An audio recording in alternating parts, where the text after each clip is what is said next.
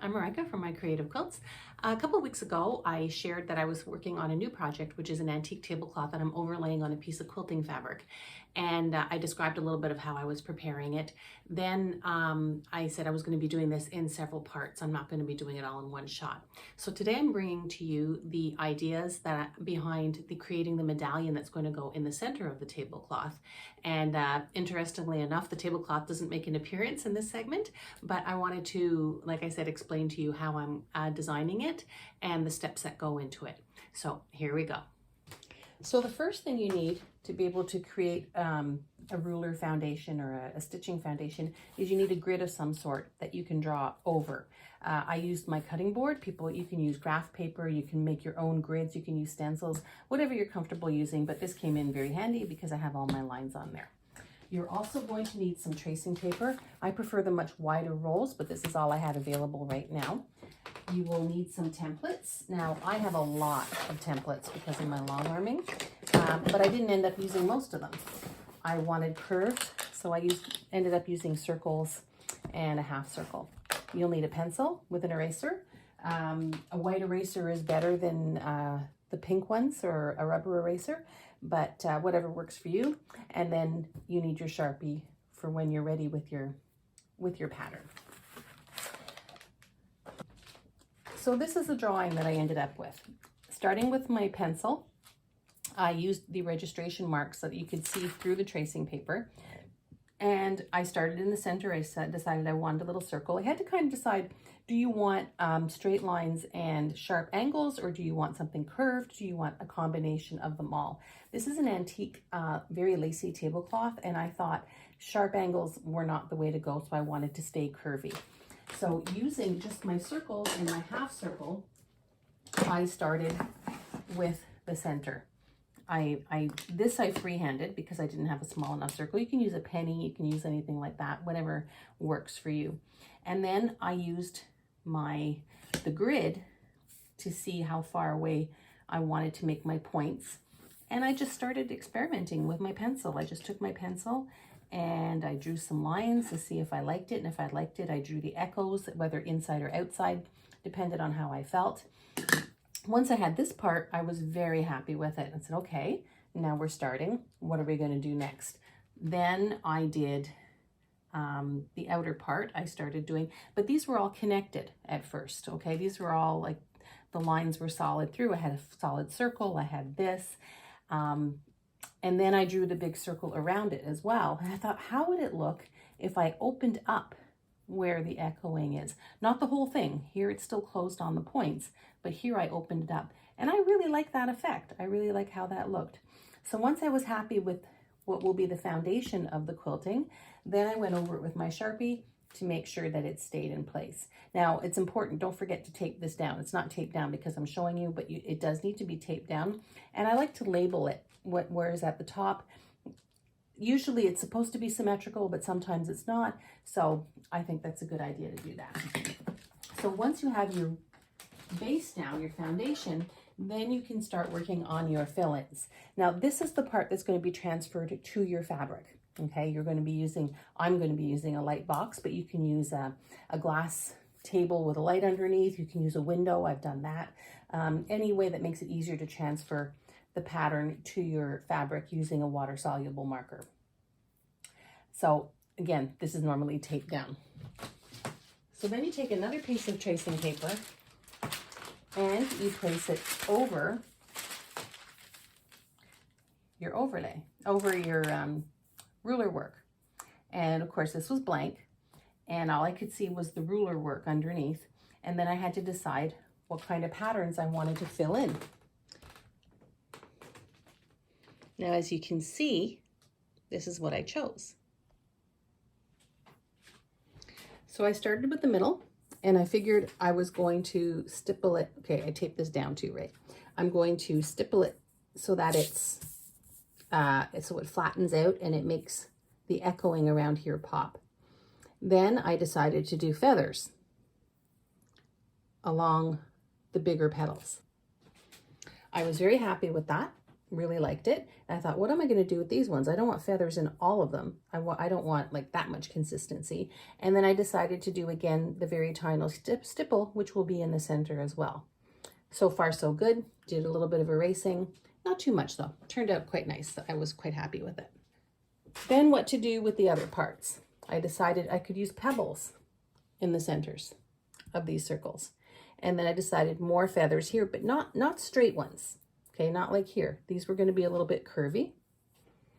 And then I really wasn't sure what to do in these spaces because it's kind of an odd shape. I could divide it a little bit, but I didn't really want to do that. And then I settled on swirls. I didn't put them all in there. I just put them on there and decided that was good. But overall, I'm very happy with the design and I'm looking forward to transferring it to the fabric. To prepare the fabric, I pressed it into quarters. Some people like to go even further and press it on the diagonal. It's totally up to you. I'm happy usually with just that. Now you'll see that the fabric is bigger than I need, and that's on purpose because as much as I try to be perfect, catching it in the center, I can be off a little bit. And then sometimes I actually will end up quilting a good bit beyond. So I always make it a little bit bigger. I think this one's about 22 square. So that's fine. So now that my fabric is prepared, I'm going to get my light box. Now, I don't have a preference or a recommendation for a light box. I bought this one on sale. It's a Caterpillar Glow. I'm happy with it. What I like about it is it also has this cutting mat on top. And so if you're doing like applique or something like that, you can actually cut right on the light box, which I haven't done it yet, but I like knowing that I can if I really want to. So again, it's not a recommendation. Use whichever light box is best for you. Until I bought this light bulb, I used the window, so I had to make sure I was doing all my tracing during the day. Okay, so my light box is ready. I now have my foundation template, which I'm going to put there, and I'm going to tape it down. Painter's tape, our friend.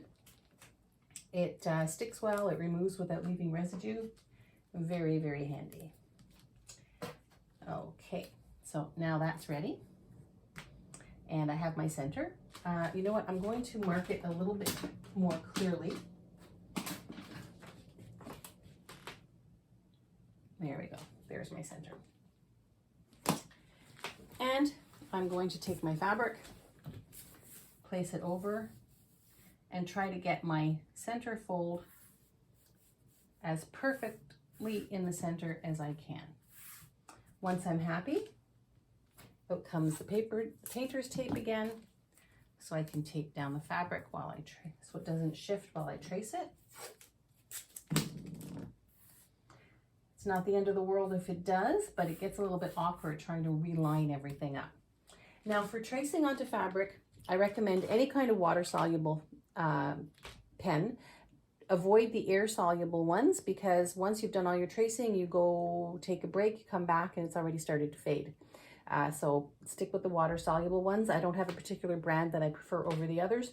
This is just the one that I happen to have with me. So as you can see, it's just the foundation base that's underneath. It's not the fill-ins. The fill-in is not getting transferred to this. The fill-in is just a guide for me when I start quilting. So I have my light box on. I can adjust the light however I want. And I start tracing my pattern. Now, you don't have to be exact because you're going to be going over it with the quilting, but you know, try to be as exact as you possibly can.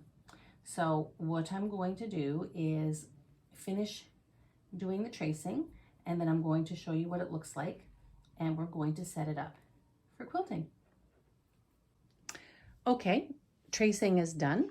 I left one line untraced on purpose because I want to show you why it's important to make sure you turn the light off before you take the fabric off.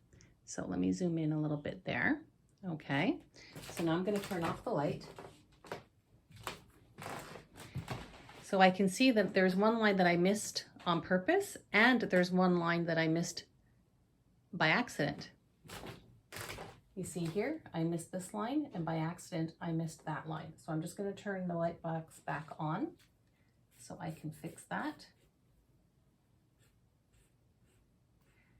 And then we're going to check one more time and have a look.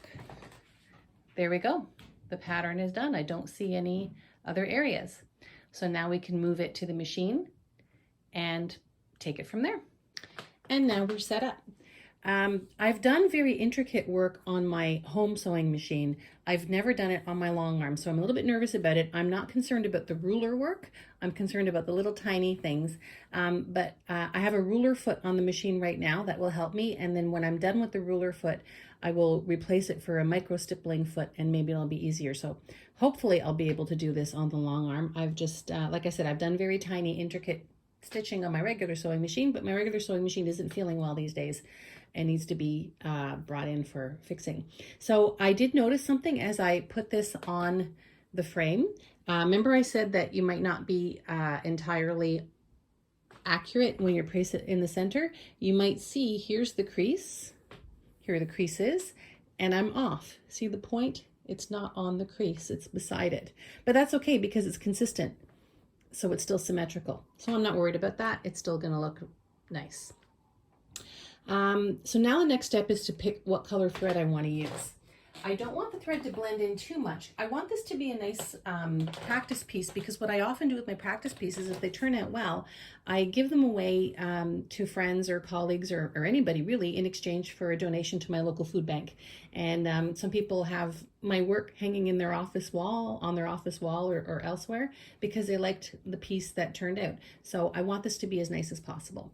So I have a few options that I'm picking. I'm using glide thread. I really enjoy using glide thread because I find it gives a nice sheen to my projects. But you know, you can obviously use whichever type of thread you prefer. So I'm just pulling some of the thread onto the fabric, and then I'm going to adjust the lighting so hopefully you can see it better. So I have 4 that I'm going to choose from. Sometimes I get really bold and do a very contrasting color, but since it's my first time doing it on the long arm machine, I don't want to go that way. I've done it with variegated thread. It turns out nice. I'm not a huge fan of variegated thread depending on the project. Okay, so here are my options. This one is called Warm Gray. I use this a lot in different colors. I like the way it's sitting there. It's there. It doesn't do much for me though. I mean, it's nice, but it's possible. This is the one I was thinking might be the best option. Let's have a look. Let's pull it a little bit.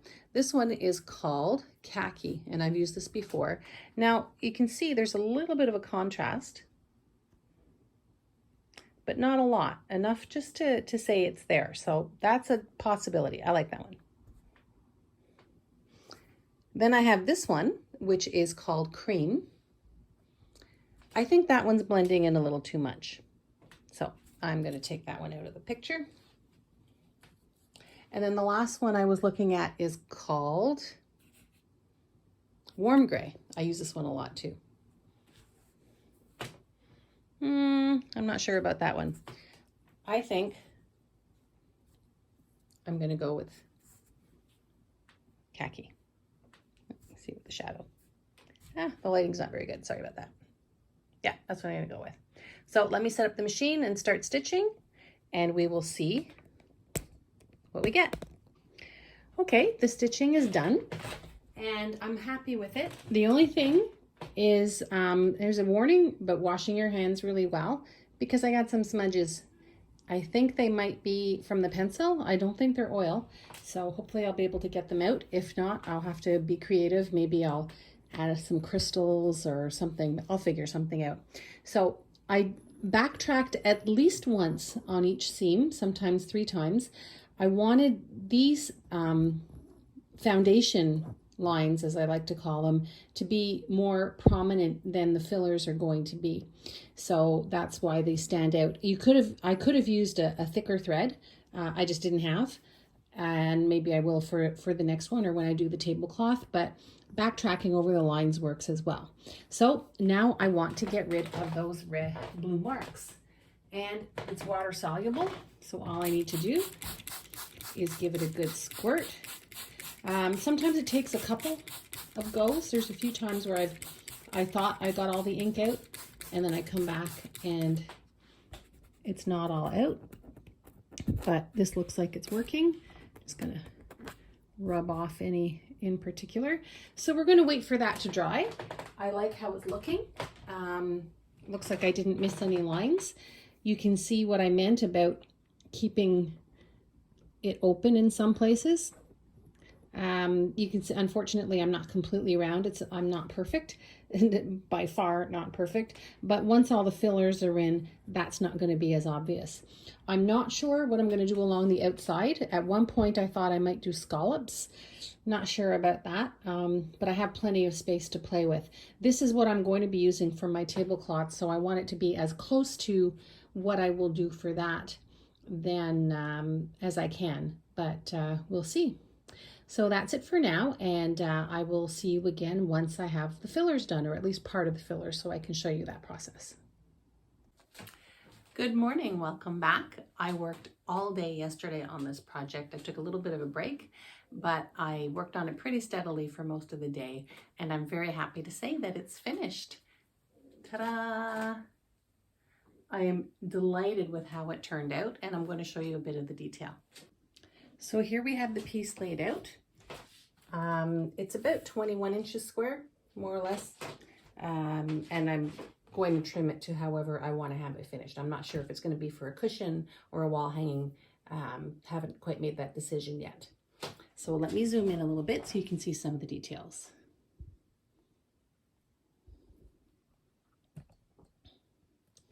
So here's the center.